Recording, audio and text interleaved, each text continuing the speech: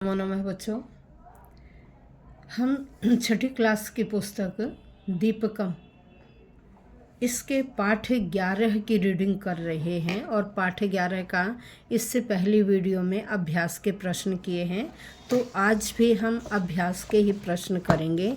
आइए पाठ 11 का पेज नंबर 124, पेज नंबर 124।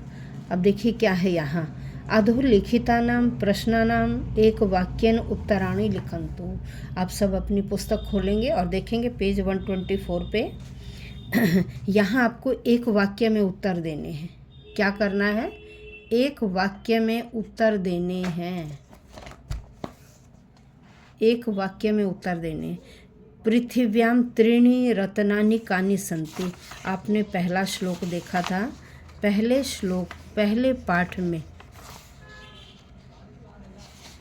पाठ में जो सबसे पहला श्लोक था, पृथिव्याम त्रीणि रत्नानि अन्नम जलम सुभाषित, ये पहला श्लोक है। इसकी पहली लाइन है पृथिव्याम त्रीणि रत्नानि जलम अन्नम सुभाषितम। ये आपका आंसर है। अब आप देखिए अगला है आपका प्रश्न।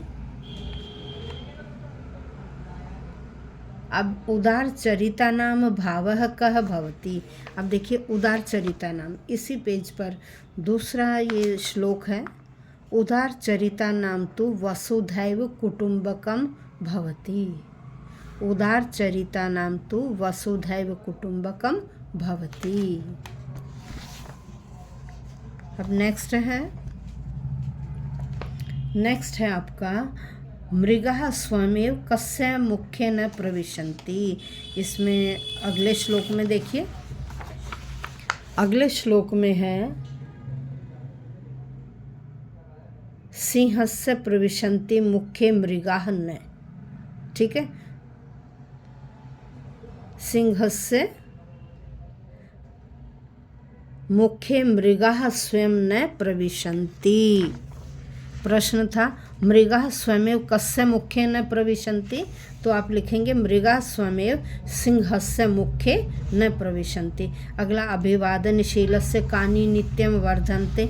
अब अभिवादन करने वाले की चार चीज़ें कौन सी बढ़ती हैं? अब इस श्लोक में देखिए, अभिवादनशीलस्य नित्यं वृद्धोपसेविनः चत्वारि तस्य वर्धन्ते आयुर्विद्या यशोबलम। ये पूरा श्लोक आएगा आपके आंसर में। अब इससे अगले प्रश्न पर चलते हैं। मनुष्य धनात् किम आपनोति। मनुष्य धनात् किम आपनोति।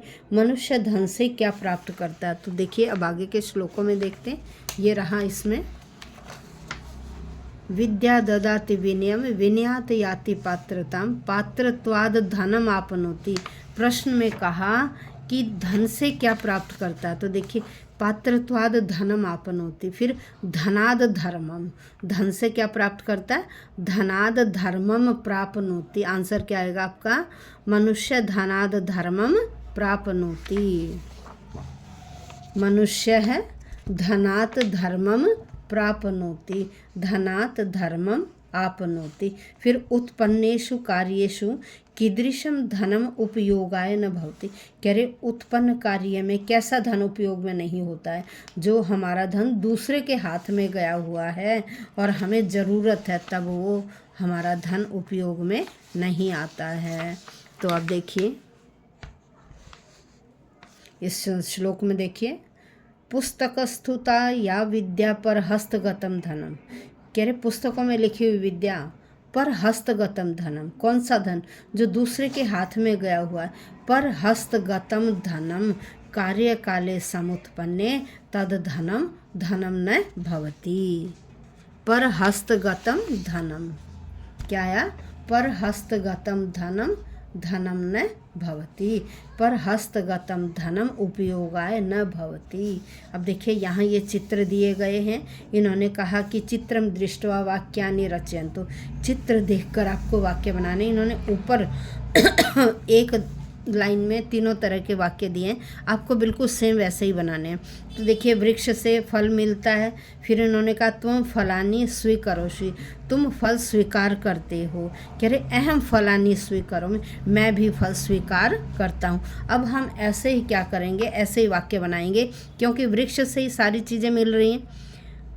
वृक्षः पत्राणि यच्छति, वृक्षः पत्राणि यच्छति, त्वं पत्राणि स्वीकरोषि। जो वर्ड यहाँ आया है वो यहाँ बीच में फिल करते जाएंगे। त्वं पत्राणि स्वीकरोषि, फिर अहम पत्राणि स्वीकरोमि, अहम पत्राणि स्वीकरोमि। अब अगला देखिए भाई, वृक्ष से छाया भी मिलती है। वृक्षः छायाम यच्छति, वृक्षः छायाम यच्छति, ये दोनों वर्ड सेम आएंगे हर लाइन में।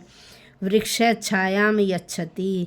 अब त्वं छायाम स्वीकरोषि, फलानी के स्थान पर अब यहाँ क्या आया, छायाम।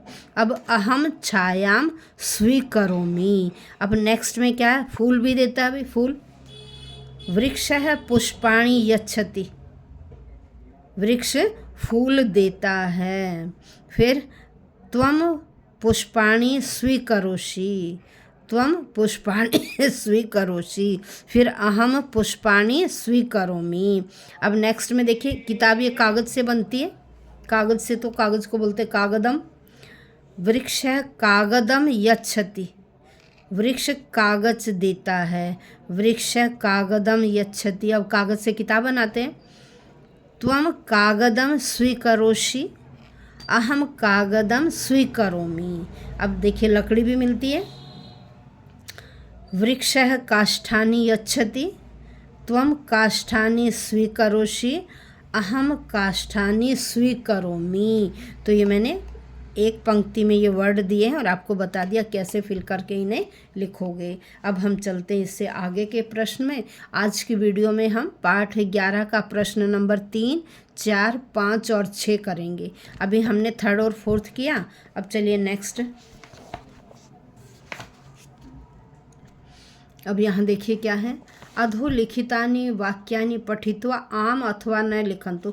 आपने ये वाक्य पढ़ने हैं और यदि यह वाक्य ठीक है तो आम लिखेंगे, आम का मतलब होता है हाँ, और यदि वह वाक्य गलत है तो लिखेंगे न। अब देखिए, इन्होंने एक एग्जाम्पल हमें दिया, किम पृथिव्याम त्रीणि रत्नानि सन्ति, क्या पृथ्वी पर 3 रत्न हैं। आपने पाठ के पहले श्लोक में ही पढ़ा कि 3 रत्न हैं, तो हमें क्या दिया इन्होंने, आम। हाँ, अब अगले में त्रीणि रत्नानि जलम अन्नम पाषाण च सन्ति। अब इन्होंने क्या दिया, 3 रत्न जल, अन्न और पत्थर हैं, नहीं। तीसरा क्या था, सुभाषितम, तो ये गलत हो गया ना, इसलिए आंसर क्या आया, न। अब किम धर्मेण सुखम प्राप्यते, क्या धर्म से सुख की प्राप्ति होती है। आपने श्लोक में पढ़ा, धनाद धर्मम ततः सुखम, धन से धर्म और धर्म से सुख की प्राप्ति होती है। तो इन्होंने कहा क्या धर्म से सुख प्राप्त होता है, हाँ, तो लिखेंगे आम।